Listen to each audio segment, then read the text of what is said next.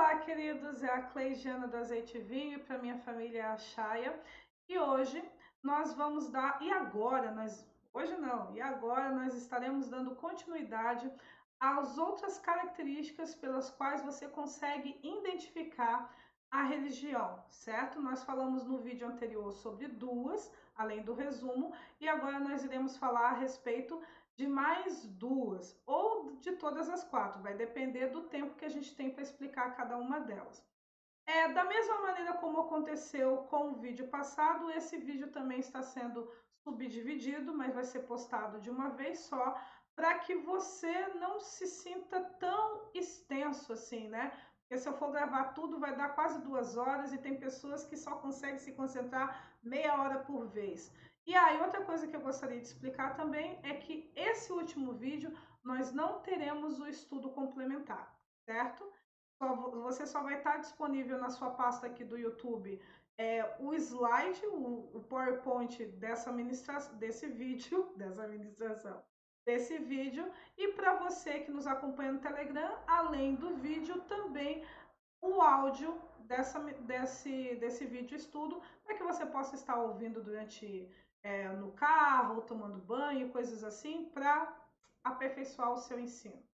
Certo? Então, sem mais demoras, vamos à característica número 3 de como você consegue identificar tanto a religião quanto se você está tendo ainda um comportamento religioso. Então, toda religião possui rituais e liturgias. Toda religião possui rituais e liturgias. Só Isaías 50 Salmos, perdoa aí. Isaías 58, versículo 1 e 3 diz assim: Clama a plenos pulmões, não te detenhas, ergue a voz como trombeta e anuncia ao meu povo a sua transgressão e à casa de Jacó os seus pecados. Mesmo neste estado de transgressão e pecado, ainda me procuram dia a dia, tem prazer em saber os meus caminhos. Como povo que pratica a justiça e não deixa o direito do seu Deus, pergunto-me pelos direitos da justiça, tem prazer em se achegar a Deus, dizendo: por que jejuamos nós e tu não atentas para isso? Por que afligimos a nossa alma e tu não o levas em conta? Os rituais e as liturgias são atos externos criados por Satanás, tanto para anular a eficácia da justiça, quanto para zombar ou ridicularizar ela. Todo ritualista, de forma inconsciente, zomba de Deus, por meio de uma conduta ofensiva com as suas leis, já que as pratica sem ter uma visão clara da utilidade ou praticidade delas. Toda religião possui rituais e liturgias. Então, os rituais, queridos, como eu botei ali, são atos externos criados por Satanás para anular a eficácia da justiça, quanto para zombar e ridicularizar ela. No nosso vídeo 2 desse arco, o Reino de Deus e a Justiça, nós falamos a respeito, damos uma pincelada a respeito do que é a justiça, aí trouxemos mais alguns assuntos no estudo complementares, mas eu sei que o entendimento melhor vai ser com o livro mesmo, certo? Mas agora, o que eu quero que você entenda, se não ficou claro para você, é que a justiça é o padrão de Deus do que é certo e do que é errado. Mas esse padrão, ele foi o que fundamentou a existência do reino. O reino, como nós já ensinamos, é tanto os céus quanto a terra. Então, quando Deus pensou no que era perfeito, ele criou as coisas baseado nessa ideia de perfeição, e essa ideia de perfeição é que eu e você entendemos por justiça. Para proteger essa ideia de perfeição, então, por exemplo, eu tenho essa plantinha aqui, certo? O formato que ela é hoje é o que Deus entende que é perfeito para ela. Então, quando ele descobriu que é perfeito para essa plantinha, ele também, então, a criou dentro dessa visão, desse padrão do que ele entendeu que era perfeito para ela. E aí Deus criou também um sistema que nós chamamos de juízo, que é um sistema de proteção da perfeição. A justiça e o juízo é a base do trono de Deus. Você vê isso lá em Salmo 103, Salmo 97, Salmo 89. Então, a justiça e o juízo é a forma como Deus administra o seu reino. E ela é uma lei viva que funciona, tanto que a terra, o ambiente terrestre, está todo e opera de acordo com a justiça. Quem é ignorante a respeito da lei eterna, da justiça de Deus, é o povo que habita na terra.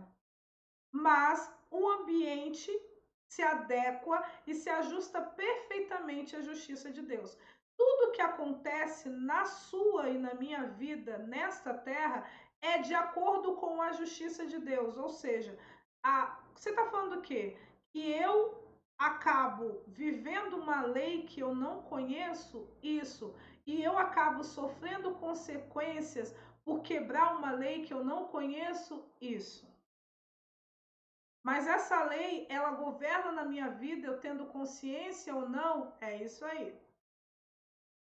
E é por isso que nós ensinamos para as pessoas o que é justiça, não para que a justiça comece a ter efeito sobre elas, porque já tem, mas para que elas saibam o que de fato está acontecendo com elas, porque elas ignoram o governo eterno e presente e ativo de Deus.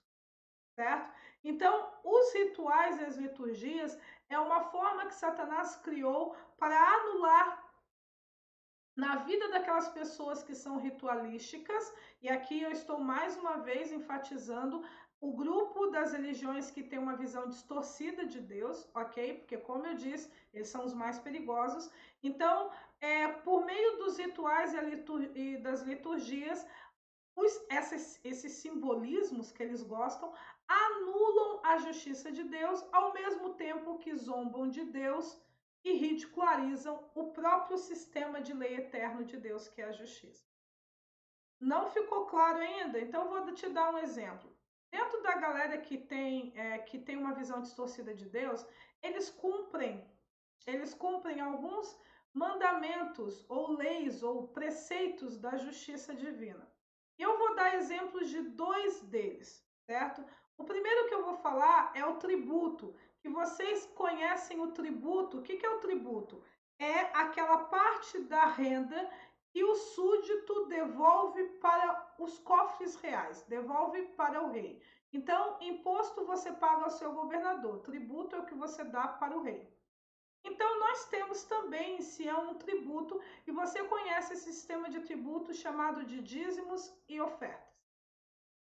E é dito em Sião pela justiça, e você tem essa lei testemunhada na Bíblia, de que se você devolve de forma correta, como primícia, o que é primícia?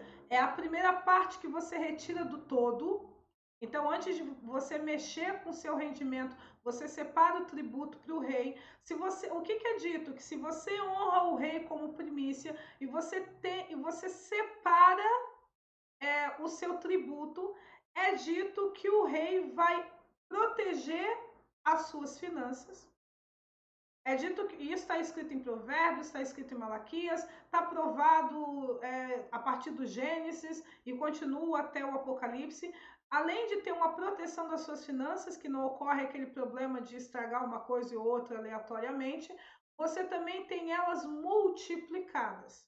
Então, a partir da entrega do tributo, honrando como primícia, e eu enfatizo sempre isso, não é só tirar o valor do dízimo, é entregar como primícia, você tem as suas finanças multiplicadas. E eu conheço um monte de gente que testemunha a respeito disso. Eu conheço até empresas adâmicas que não têm um envolvimento direto com a justiça, que seguem o princípio do dízimo para permanecerem prósperas, abundantes financeiramente. Conheço um monte de empresa que faz isso.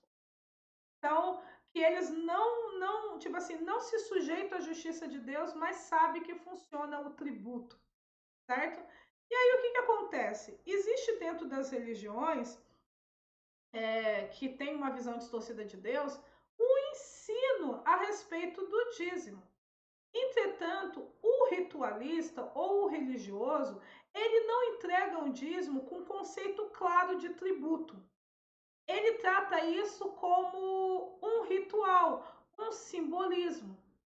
E por ele tratar como ritual e simbolismo, ele na realidade está fazendo aquilo apenas por fazer, apenas porque disseram ele para fazer, mas ele mesmo não percebe nenhuma utilidade e nenhuma praticidade em entregar 10% do seu rendimento para Deus. E o que isso acaba acontecendo? Ele, sem querer, ele ofende a Deus.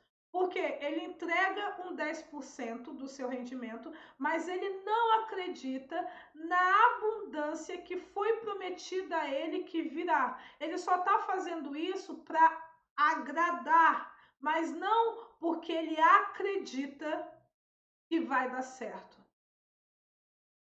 Então, o ritualista, ele até cumpre o mandamento, mas ele cumpre sem entendimento. Porque ele faz porque disseram para ele que é isso que Deus espera dele, mas ele não acredita. E eu conheço um monte de pessoas que dizimam e continuam com problemas financeiros porque elas não acreditam que há uma ligação entre tributação e saúde financeira. Elas não acreditam nessa relação.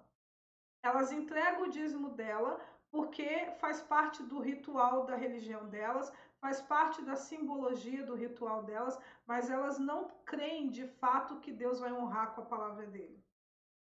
E elas nem esperam que Deus honre. E elas entendem que não esperar que Deus honre é uma forma de mostrar para Deus que elas não são interesseiras. Porque é isso que a religião delas ensina. Se você entregar o seu dízimo, mas não esperar que um homem de palavra cumpra com a sua palavra, você mostra que você não é interesseiro. Mas se eu sou uma pessoa de palavra, eu fico muito ofendida quando alguém duvida da minha palavra. Você também é assim. A pior coisa do mundo é alguém chegar sabendo que você não tem o hábito de mentir e dizer que você é mentiroso. Por quê? Porque você vai prometer coisas que não vai cumprir. Ou a pessoa não, ela desconfia tanto de você que ela não acredita que você vai cumprir. Só que na cabeça do ritualista, ele está tão engessado no entendimento dele que ele não trata esse sentimento dele como zombaria, que ele está duvidando da palavra do rei. Ele não trata, na cabeça dele, ele está sendo uma pessoa muito correta e não esperar que o homem de palavra cumpra com a sua palavra. Eles não entendem que, além de incredulidade, de que eles estão duvidando da integridade, do caráter de Deus, eles estão ofendendo a eles. É por isso que lá em Isaías é um livro que fala muito sobre esse comportamento do povo de Israel. É por isso que Deus falou assim, ó, as suas solenidades, os vossos rituais, a minha alma os odeia, eles me aborrecem, eu estou cansada de sofrer sobre isso. Sabe, cada vez que uma pessoa te tributa e você sabe que ela está fazendo isso só por fazer, mas na realidade ela não acredita em você? Cada vez que você entrega o dízimo sem entender, e eu quero dizer assim, ó, toda lei de Deus, ela não é simbólica. Ela não tem um efeito meramente estético ou simbólico. Ela tem um efeito prático. Ela libera uma questão muito óbvia, muito prática na sua vida. E o segundo exemplo que eu quero dar, além do dízimo, eu quero falar a respeito da ceia. Nós iremos ensinar isso daqui, acredito que no segundo arco, certo? Mas no segundo arco não. Será no último assunto deste arco aqui. Quando nós explicarmos sobre os fundamentos, nós ensinaremos para você a respeito da ceia. Eu vou ensinar para você a respeito da ceia. Mas adiantando o assunto do último arco, do terceiro arco dessa série, Doutrina Nível 1, a ceia, quando foi estabelecido o princípio da ceia por Jesus, né? O pessoal já tomava ceia antes, mas aí Jesus manteve o princípio da ceia, certo? O pessoal já tomava ceia antes, ou já participava da simbologia da ceia. Quando Jesus estabeleceu, o objetivo da ceia era a santificação do corpo, ou seja, para que o seu corpo ficasse livre de doenças e enfermidades. Esse é o objetivo da Santa Ceia. eu posso e eu conheço várias pessoas que, a partir do momento que nós começamos a ensinar corretamente a respeito da lei da ceia, essas pessoas perceberam melhoras na sua saúde e perceberam que pararam de gastar dinheiro com remédio, um monte de coisa. E eu tenho testemunho de pessoas que foram curadas de doenças assim que começaram a prática da lei, a cumprir corretamente a lei da ceia. Dentro das religiões que tem uma visão caricata de Deus, a lei da ceia, o ensino da ceia também é dado. Mas ele não é dado da forma como nós ensinamos. A pessoa tem religiões que toma ceia uma vez por ano, outra uma vez por mês, só que nós sabemos que a ceia tem que ser tomada todos os dias, no mínimo 2 vezes ao dia, junto da sua casa e da sua família, ou se você morar sozinho, só com você, se não der tempo de reunir a família por causa da agenda, cada membro da família toma em horários alternados, mas todos têm que tomar no mínimo 2 vezes ao dia, de manhã e à noite. E aí o que acontece? Eles são ensinados de forma incorreta da ceia. E aí Paulo, em 1 Coríntios, ele deixa isso claro. Por você tomar a ceia de forma equivocada, o efeito contrário acontece. Por quê? Ela serve para manter o corpo santificado, livre de doenças e enfermidades. E aí Paulo ainda diz, porque vocês tomam a ceia sem discernir o corpo de forma incorreta, é por isso que entre vocês, 1 Coríntios 11, há muitos doentes, enfermos, fracos, e não são poucos aqueles que já morreram. O ritualista, ele até cumpre o mandamento da ceia, mas ele não acredita ou nem sabe da eficácia dela. Por quê? Porque nós sabemos, todo mandamento de Deus, existe um motivo prático e objetivo por trás. Nunca é simbólico. Mas a religião criou rituais e liturgias para ridicularizar a justiça, tirando a eficácia dela, porque sabe que o justo vive pela fé, e se você não tem uma visão real e correta das coisas, as coisas não funcionam em Sião. Se você, principalmente de maneira maior ou em menor grau, duvida da palavra do rei, automaticamente o rei fica liberado de cumprir a palavra dele na sua vida, porque ninguém gosta de ser tratado como mentiroso. E geralmente nós tendemos a nos afastar das pessoas que nos desrespeitam.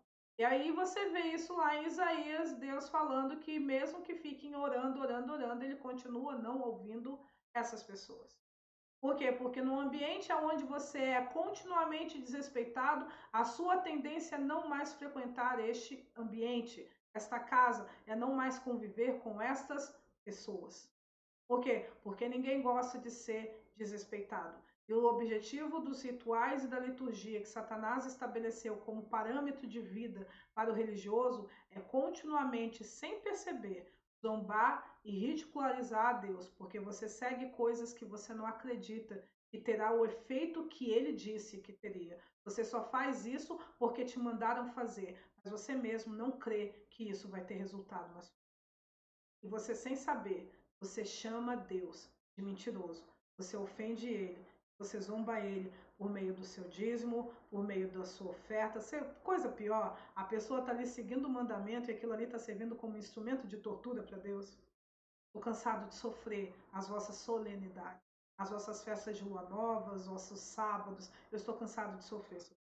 Então, quando você trata a justiça como um mero ritual, como mera liturgia, é isso que você faz. Se hoje você tem se comportado dessa forma, mude a sua forma de pensar, mude o seu coração, porque você não está agradando a Deus, na realidade ele está sofrendo com você. Certo? Vamos dar continuidade. Hoje nós vamos falar agora sobre o quinto, sobre o quinto, a quinta característica de como você pode identificar ou não a religião. Quinta característica é: toda religião sempre exaltará o homem. Respondeu-lhes bem: Profetizou, respondeu-lhes: bem profetizou Isaías a respeito de vós, hipócritas, como está escrito: este povo honra-me com os lábios, mas o seu coração está longe de mim, e em vão me adoram, ensinando doutrina que são preceitos de homens, negligenciando o mandamento de Deus, guardai a tradição dos homens. E disse-lhes ainda: jeitosamente rejeitais o preceito de Deus para guardardes a vossa própria tradição. Marcos 7, 6, versículo 9. Como falamos no vídeo sobre a idolatria, a religião, ainda que comece exaltando a Deus, sempre terminará exaltando o homem. É importante ressaltar que esta exaltação não se refere a uma visão correta do valor do ser humano, mas a colocá-lo ou dar a ele a mesma honra ou importância que Deus deveria ter na vida de quem quer que seja.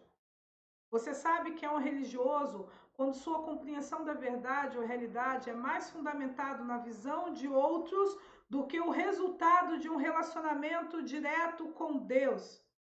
Então, um religioso, né, ele sabe tudo o que Lutero pensa a respeito das Escrituras. Ele sabe tudo o que Calvino pensa a respeito das Escrituras, o que Agostinho pensa, o que Madalena pensa, o que Maria pensa, o que o Zezinho e o Joãozinho pensam a respeito das Escrituras. Ele já estudou a opinião desses caras diversas vezes, mas ele mesmo nunca teve Espírito Santo como alguém que o ensina as Escrituras.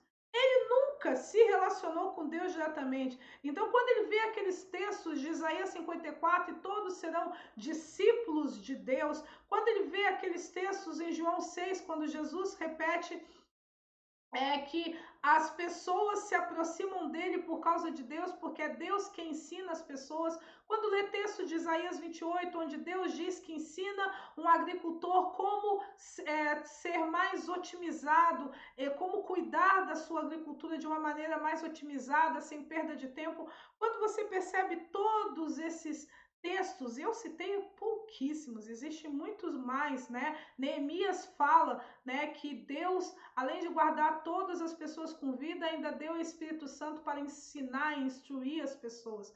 Então, quando essas pessoas leem esse texto, elas acreditam, no máximo, o religioso acredita que é quando elas têm aquela epifania, sabe? Aquele negócio, pá, a ficha caiu. Eles acham que isso é o ensino do Espírito Santo. E o Espírito Santo ensina assim, quando você está lendo um texto e de repente, puf, o negócio encaixou dentro de você e você entendeu completamente. Mas, como nós já falamos nos vídeos sobre soberania, Deus fala de diferentes formas e maneiras. Não é somente abrindo o seu entendimento para entender determinado texto das Escrituras. Muitas vezes você está arrumando a sua casa, lavando a sua louça, né? Ou indo para o trabalho, fazendo alguma dinâmica no seu trabalho ali, e Deus ainda está ensinando você. Só que na religião, eles têm um apego tão profundo pela opinião do homem, que se um homem disser para ele que Espírito Santo não é uma pessoa, é uma força ativa, eles acreditam. E eles começam a defender a opinião desse idiota com unhas e dentes. Se um homem pegar e dizer que os dons não servem mais para hoje, eles acreditam e eles começam a distorcer os textos onde diz que vale com unhas e dentes. Por quê? Porque a religião sempre vai exaltar o homem no lugar de Deus, sempre vai substituir Deus pelo homem.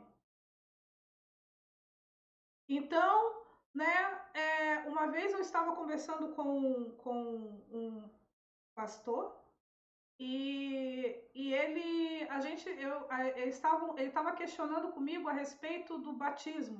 A gente vai ensinar isso no terceiro arco, o ensino dos batismos, né? Qual é o batismo correto? Se era por aspersão ou por imersão? E aí ele queria ouvir, porque eu estava dizendo para ele que eu não era de nenhuma religião, certo? E que eu tenho um entendimento muito claro do que, por que precisa se batizar em água, certo? Mas ele queria ouvir, ele falou assim, ó, de acordo com a resposta que você vai me dar, eu vou saber se você é de determinada religião ou determinado segmento doutrinário, ou se você é de outra. Porque se você me disser que é por aspersão, e o que é aspersão? O pessoal só molha a cabecinha. Ou por imersão, então se você for por aspersão, você segue a linha tal, e se você for por imersão, você segue a linha Y. E aí eu falei assim, ó, você acredita que Deus é um só? Né? Aí ele acredita. Você acredita que uma pessoa consegue ter uma única opinião a respeito disso? Por exemplo, eu estou aqui, coincidentemente, eu estou aqui vestido de preto. Você acredita que eu sempre vou dizer que isso aqui é preto? Que eu não vou chegar e dizer que isso é preto para você, verde para o outro e amarelo para aquele ali? Ele acredita. Por quê? Porque senão eu estou sendo confusa ou mentirosa, né? Eu sei que isso é preto, mas para você eu digo que é amarelo e para o outro eu digo que é verde. Não é? Ele é, então. Eu acredito que só existe um único batismo.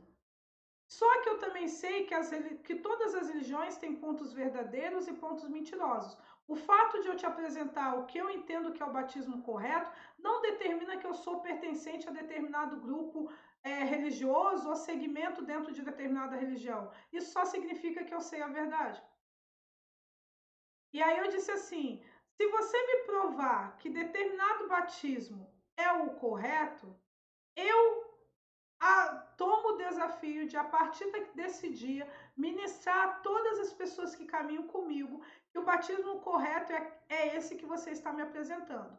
Mas eu quero fazer a mesma proposta para você. Você está disposto a ensinar para a sua igreja, se eu conseguir nas escrituras mostrar para você qual é o batismo correto, porque só existe um batismo, não tem dois batismos, certo? Se eu te mostrar para você qual é o batismo correto, você está disposto a fazer isso na sua igreja? Aí ele me respondeu assim: não, porque na minha igreja nós pregamos esse batismo. Se eu começar a ensinar uma coisa diferente, eu no mínimo que eu serei é expulso da. Ele seria expulso da comunidade dele, da igreja dele, seria descredenciado como pastor daquele segmento religioso. Por que ele seria descredenciado? Porque a religião sempre vai exaltar mais a opinião do homem do que a verdade de Deus. Então as pessoas preferem muito mais que o cara continue mentindo a respeito do batismo errado, no caso desse exemplo, dessa história que eu passei, isso tem uns quase 10 anos atrás, do que falar a verdade, porque a verdade não interessa na religião. O que interessa é o que uma determinada pessoa, um líder, ou um determinado grupo de liderança estabeleceu que seria dessa forma que as pessoas seguiriam. E mesmo que se levante outra pessoa e diga, você está errado, olha o que está escrito, essa pessoa não irá escutar. Por quê? Porque o que importa é o que o João disse, o que a Maria disse, o que a Marta falou, o que o Paulo falou. Não importa exatamente o que Deus continua dizendo. A religião sempre vai exaltar o homem ao invés da verdade. Então, querido, se o seu entendimento a respeito da verdade é mais baseado em opinião humana do que propriamente uma revelação, um ouvir de Deus, eu quero dizer para você, Deus está vivo, ele ainda continua falando. Se você nunca, e eu conheço milhares é muito, né? Mas eu conheço muitas pessoas que dizem que servem a Deus, que se relacionam com Deus, mas elas mesmas nunca ouviram a Deus. Todo o conhecimento dela é baseado em livros e textos que elas continuamente estudaram, e quando elas começam a estudar as escrituras, não vem Espírito Santo para ensiná-las, não. Elas estudam as escrituras de acordo com a opinião da fulana de tal. Elas estudam as escrituras de acordo com a opinião do ciclano de tal. Sim, Deus estabeleceu mestres. Isso é inegável. Os dons ministeriais são pessoas que exercem esse ministério, mas como eu já ensinei no vídeo de soberania, um ser humano não substitui Deus na vida de ninguém. Um ser humano coopera com Deus na vida de outra pessoa. Deus sempre se relaciona conosco de forma direta, se relacionando diretamente comigo e com você, e de forma indireta, por meio de outras pessoas. Um método complementa um outro, mas um método nunca substitui o outro. Se você só se relaciona com Deus por meio de terceiros, Eu vou dizer para você que, assim como o namoro à distância não funciona, relacionamento terceirizado também não dá certo. Ou você convive, ou você só sabe, ou é como Jó, só sabe de ouvir falar. E assim nós encerramos esse segundo vídeo a respeito desse assunto e daqui a pouco nós já falamos sobre as últimas características de como você consegue identificar a religião ou também se você está tendo um comportamento religioso ou não. E até logo mais, Deus abençoe você.